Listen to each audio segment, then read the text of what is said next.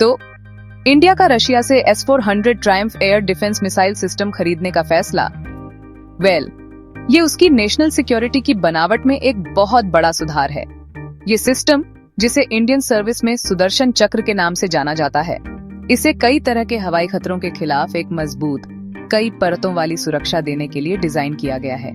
इसका मेन मकसद आप देखें तो देश की जरूरी संपत्ति, जरूरी मिलिट्री ठिकानों और बड़े शहरी सेंटर्स को दुश्मन के हवाई जहाजों, अनमैन्ड एरियल व्हीकल्स, UAVs और अलग अलग तरह की मिसाइलों से बचाना है।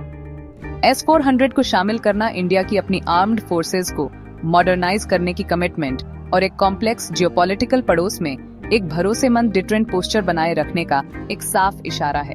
मेरा मतलब है, ये सिस्टम इंडियन एयर फोर्स के लिए सच में एक फोर्स मल्टीप्लायर है, जो एयरबोर्न घुसपैठ के खिलाफ उसकी पहुंच और डिफेंसिव क्षमताओं को बहुत बढ़ा देता है। S-400 की जो कोर क्षमताएं हैं, वो वाकई में जबरदस्त हैं, जो इसे दुनिया भर के कई मौजूदा एयर डिफेंस सिस्टम से अलग बनाती है। इसमें 600 किलोमीटर तक की दूरी पर एरियल टारगेट्स का पता लगाने की एक शानदार क्षमता है, जिससे अर्ली वार्निंग मिल जाती है, जो टाइम पर इंटरसेप्शन के लिए बहुत जरूरी है।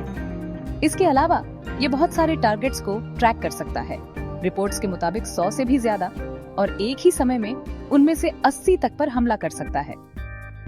ये क्षमता सैचुरेशन अटैक वाले हालातों में बहुत जरूरी है, जहां दुश्मन कई सारे आने वाले खतरों से एक साथ हमला करके डिफेंस को फेल करने की कोशिश कर सकता है। S-400 जमीन से सिर्फ 10 मीटर ऊपर से लेकर हैरान कर देने वाले 30 किलोमीटर तक की ऊंचाई पर उड़ रहे टारगेट्स पर हमला कर सकता है, जो लगभग सभी तरह के एरियल ऑपरेशंस को कवर करता है। S-400 सिस्टम की एक बड़ी ताकत इसकी सोफिस्टिकेटेड मिसाइलों का जखीरा है, जिसे एक लेयर्ड डिफेंस अप्रोच के लिए डिजाइन किया गया है। ये कई तरह की मिसाइलों का इस्तेमाल करता है, जिनमें से हर एक अलग अलग रेंज और टारगेट प्रोफाइल के लिए ऑप्टिमाइज्ड है। सबसे लंबी रेंज वाली मिसाइल 40N6 400 किलोमीटर दूर तक के टारगेट्स पर हमला कर सकती है, जो एक बड़ा प्रोटेक्टिव अम्ब्रेला देती है। मीडियम रेंज एंगेजमेंट्स के लिए 48N6 मिसाइल 250 किलोमीटर तक कवरेज देती है।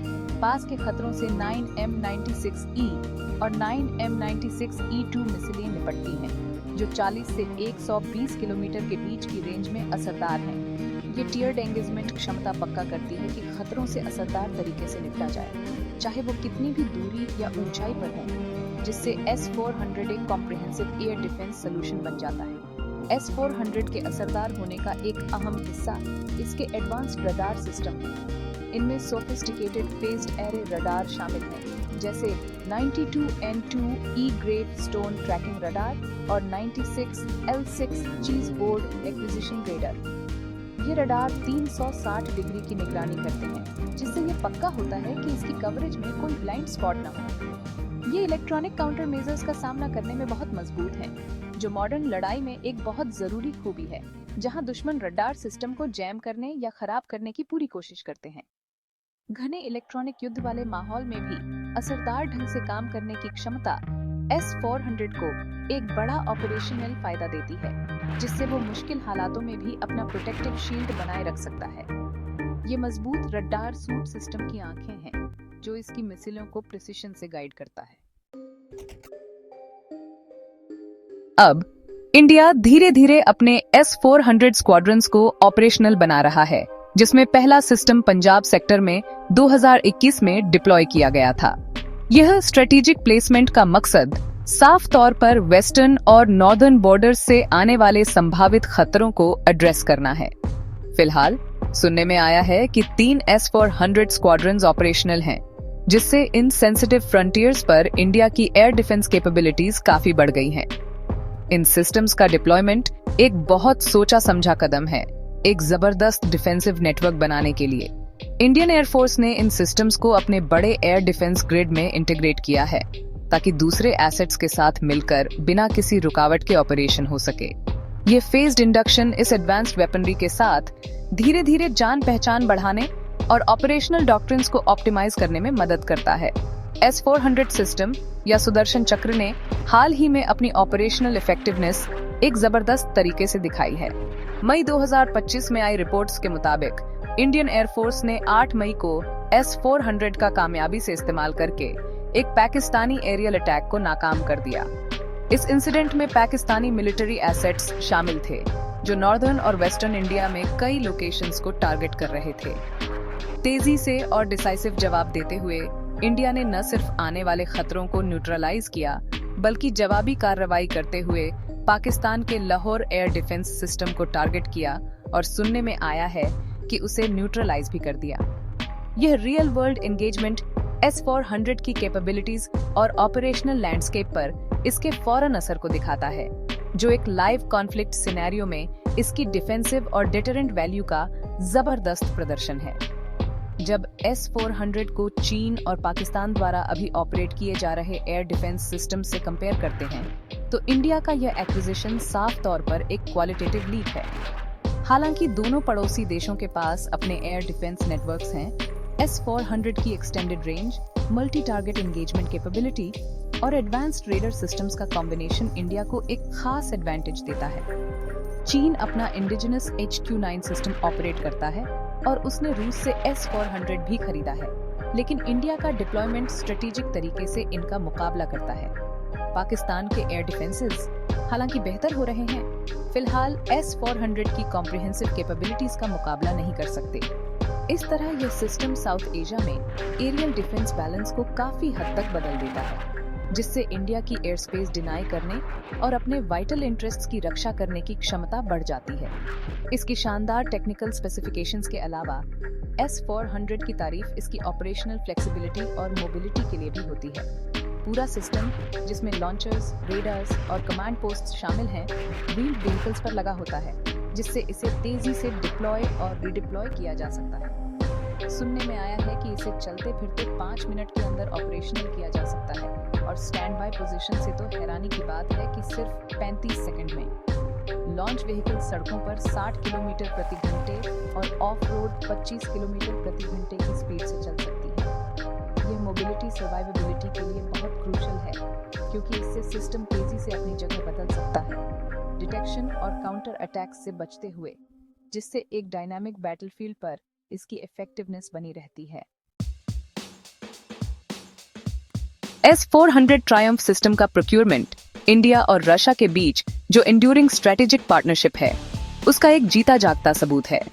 ये रिलेशनशिप जो डेकेड्स में बनी है, इंडिया की डिफेंस प्रिपेयर्डनेस का एक कॉर्नरस्टोन रहा है, जिसमें Russia consistently advanced military hardware और टेक्नोलॉजी का एक रिलायबल सप्लायर रहा है। ये जो लगभग 35,000 करोड़ रुपए की डील है 5 S-400 स्क्वाड्रंस के लिए, जो 2018 में साइन हुई थी, वो दोनों देशों के बीच सबसे इंपॉर्टेंट डिफेंस एग्रीमेंट्स में से एक है। ये डील दिखाती है गहरा ट्रस्ट और म्यूचुअल अंडरस्टैंडिंग, खास तौर पर स्ट्रेटेजिक डिफेंस कैपेबिलिटीज जैसे सेंसिटिव डोमेन में। ये पार्टनरशिप सिर्फ बायर सेलर डायनामिक्स से कहीं आगे है। इसमें जॉइंट एक्सरसाइजेस, ट्रेनिंग और कुछ एरियाज में को डेवलपमेंट इनिशिएटिव्स भी शामिल हैं। इस क्रूशल डिफेंस रिलेशनशिप को और सीमेंट करने के लिए national security adviser Ajit Doval 27 से 29 मई 2025 को मॉस्को विजिट करने के लिए स्केड्यूल्ड हैं। इस हाई लेवल विजिट का एक की एजेंडा बाकी बचे 2 S-400 स्क्वाड्रंस की डिलीवरी को फास्ट ट्रैक करने के लिए डिस्कशंस होना एक्सपेक्टेड है। ऐसी भी स्पेकुलेशन है कि टॉक्स में रशियन डिफेंस इक्विपमेंट के लिए पोटेंशियल फ्रेश ऑर्डर्स भी कवर हो सकते हैं, जो इंडिया का रशियन मिलिट्री टेक्नोलॉजी में कंटिन्यूड कॉन्फिडेंस दिखाता है। ये विजिट एक इंडियन पार्लियामेंट्री डेलीगेशन के रशिया ट्रिप और ऑपरेशन सिंदूर के दौरान S-400 की कैपेबिलिटीज के सक्सेसफुल डेमोन्स्ट्रेशन के ठीक बाद हो रही है। ये एंगेजमेंट्स दोनों देशों के प्रोएक्टिव एफर्ट्स को दिखाती हैं अपनी स्ट्रेटेजिक अलाइनमेंट को स्ट्रेंथन करने के लिए। रशिया काउंटर टेररिज्म कोऑपरेशन के रियल्म में भी इंडिया के लिए एक कंसिस्टेंट और वैल्यूएबल पार्टनर रहा है। ये कोलैबोरेशन खास तौर पर सिग्निफिकेंट है, क्योंकि इंडिया को क्रॉस बॉर्डर टेररिज्म से पर्सिस्टेंट थ्रेट्स का सामना करना पड़ता है, जिसे अक्सर पाकिस्तान के अंदर के एलिमेंट्स स्पॉन्सर करते हैं। मॉस्को ने बार बार न्यू दिल्ली के टेररिज्म पर स्टैंड्स को वेरियस इंटरनेशनल फोरम्स पर सपोर्ट किया है और इस मेनेस से कॉम्बैट करने के लिए इंटेलिजेंस और एक्सपर्टीज भी शेयर की है। S-400 डील वैसे तो प्राइमरली एक एयर डिफेंस एक्विजिशन है, पर ये इंडिया के ओवरऑल डिफेंसिव पोस्चर को स्टेट स्पॉन्सर्ड अग्रेशन के खिलाफ स्ट्रेंथन करके इनडायरेक्टली इस ब्रॉडर सिक्योरिटी अंडरस्टैंडिंग में कंट्रीब्यूट करती है। ये अग्रेशन अक्सर टेररिस्ट एक्टिविटीज के थ्रू या उनके साथ सामने आ सकता है। रीजनल स्टेबिलिटी और टेररिज्म पर ये शेयर्ड कंसर्न एक डीपर स्ट्रेटेजिक कन्वर्जेंस को बढ़ावा देता है। S-400 ट्रांजैक्शन कोई आइसोलेटेड इवेंट नहीं है, बल्कि ये एक लॉन्ग स्टैंडिंग डिफेंस और स्ट्रेटेजिक पार्टनरशिप का ही कंटिन्यूएशन है। रशिया ने हिस्टोरिकली इंडिया को cutting edge military platforms provide किए हैं, जिनमें सुखोई Su-30 MKI जैसे fighter aircraft, T-90 main battle tanks और न्यूक्लियर पावर्ड सबमरीन्स शामिल हैं। इस सस्टेन्ड एंगेजमेंट ने इंडियन आर्म्ड फोर्सेस को टेक्नोलॉजिकल एज और ऑपरेशनल रेडीनेस मेंटेन करने में मदद की है। इसलिए S-400 सिस्टम स्ट्रेटेजिक कोऑपरेशन के एक लार्जर पैटर्न में फिट होता है, जिसमें रशिया इंडिया की सेल्फ रिलायंस और रोबस्ट डिफेंस कैपेबिलिटीज की क्वेस्ट में एक वाइटल रोल निभाता है। ये एंड्यूरिंग अलायंस तेजी से बदलते ग्लोबल ऑर्डर में इंडिया की स्ट्रेटेजिक ऑटोनॉमी के लिए क्रिटिकल बनी हुई है।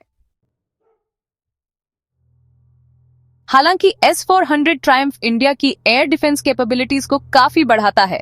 स्ट्रेटेजिक लैंडस्केप लगातार बदल रहा है और नए खतरे सामने आ रहे हैं। ऐसा ही एक पोटेंशियल चैलेंज है पाकिस्तान की चाइनीज CM-400 AKG मिसाइल को लेने की खबरें या उसका एक्विजिशन। यह air launched high speed missile, जिसे अक्सर एक एंटी शिप वेपन बताया जाता है, उसे पोटेंशियली लैंड अटैक रोल्स के लिए अडेप्ट किया जा सकता है, जो एयर डिफेंस सिस्टम्स के लिए एक नए तरह का खतरा पैदा कर सकती है। ऐसे एडवांस्ड, हाई वेलोसिटी और पॉसिबली मैन्यूवरिंग मिसाइल्स के खिलाफ S-400 की इफेक्टिवनेस उसके डिटेक्शन एल्गोरिदम्स में कंटिन्यूअस अपग्रेड्स पर डिपेंड करेगी, ट्रैकिंग सॉफ्टवेयर और इंटरसेप्टर कैपेबिलिटीज पर। इस टेक्नोलॉजिकल रेस में आगे रहना इंडिया के डिफेंस प्लानर्स के लिए हमेशा जरूरी है। S-400 सिस्टम का परफॉर्मेंस, खासकर जैसा मई 2025 के इंसिडेंट में देखा गया, और किसी भी फ्यूचर एडवांस्ड मिसाइल थ्रेट्स के खिलाफ उसके ग्लोबल इम्प्लीकेशंस होंगे। यह undoubtedly modern air defence systems की एफिकेसी के बारे में इंटरनेशनल परसेप्शंस को इन्फ्लुएंस करेगा। दुनिया भर के देश जिनके पास एडवांस्ड मिसाइल टेक्नोलॉजी है और जो इससे अपना बचाव करना चाहते हैं, वो S-400 के ऑपरेशनल रिकॉर्ड को बड़े ध्यान से देखेंगे। सक्सेसफुल इंटरसेप्शंस ऐसे सिस्टम्स की डिमांड को और बढ़ा सकते हैं, जबकि कोई भी परसीव्ड शॉर्टकमिंग्स महसूस होने पर यह ऑफेंसिव मिसाइल टेक्नोलॉजी और डिफेंसिव काउंटर मेजर्स दोनों में तेजी से डेवलपमेंट को बढ़ावा दे सकता है। यह dynamic interplay globally air defence और मिसाइल वॉरफेयर की फ्यूचर ट्रेजेक्टरी को शेप करता है। S-400 सिस्टम को South Asian aerial defence landscape में एक गेम चेंजर माना जाता है, और इसके बहुत वैलिड रीजंस हैं। इसके इंडक्शन से इंडिया को अपने टेरिटरी के बड़े हिस्सों पर एयर स्पेस डिनायल की एक अनप्रेसिडेंटेड कैपेबिलिटी मिलती है। यह रोबस्ट डिफेंसिव शील्ड न सिर्फ हाई वैल्यू एसेट्स को प्रोटेक्ट करता है, बल्कि एक पावरफुल डिटेरेंट का भी काम करता है, जो इंडिया के खिलाफ एरियल अग्रेशन के बारे में सोचने वाले किसी भी एडवर्सरी के लिए कॉस्ट्स और रिस्क्स को काफी बढ़ा देता है। सिस्टम की वाइड रेंज ऑफ थ्रेट्स को टारगेट करने की एबिलिटी, जिसमें स्टेल्थ एयरक्राफ्ट शामिल है, airborne warning and control systems, support jammers और तरह-तरह के मिसाइल पोटेंशियल एड्रेसर्स, खासकर चाइना और पाकिस्तान के लिए स्ट्रेटेजिक कैलकुलस को फंडामेंटली पहल देती है। आखिर में S-400 सुदर्शन चक्र इंडिया की डिफेंस प्रिपेयर्डनेस के लिए एक मॉन्यूमेंटल स्टेप फॉरवर्ड है। इसकी advanced capabilities complex aerial threats के खिलाफ एक बहुत जरूरी सुरक्षा कवच बुलवार देती है, जिससे नेशनल सॉवरेनिटी और इंटरेस्ट्स की रक्षा होती है। हालांकि इवॉल्विंग मिसाइल टेक्नोलॉजीज से फ्यूचर चैलेंजेस आएंगे, जिनके लिए कंटिन्यूअस एडेप्टेशन और विजिलेंस की जरूरत होगी। S-400 फिलहाल एक डिसाइसिव स्ट्रेटेजिक एडवांटेज देता है। यह इंडिया की क्रेडिबल मिनिमम डिटेरेंस की पॉलिसी को रीइंफोर्स करता है और रीजनल स्टेबिलिटी सुनिश्चित करने में उसके हाथ मजबूत करता है। यह सिस्टम सिर्फ एक मिलिट्री हार्डवेयर का टुकड़ा नहीं है, यह एक स्ट्रेटेजिक एसेट है जो इंडिया के सिक्योरिटी पोस्चर और इस चैलेंजिंग नेबरहुड में अपनी पावर प्रोजेक्ट करने और अपने एयर स्पेस को प्रोटेक्ट करने की एबिलिटी पर गहरा असर डालता है।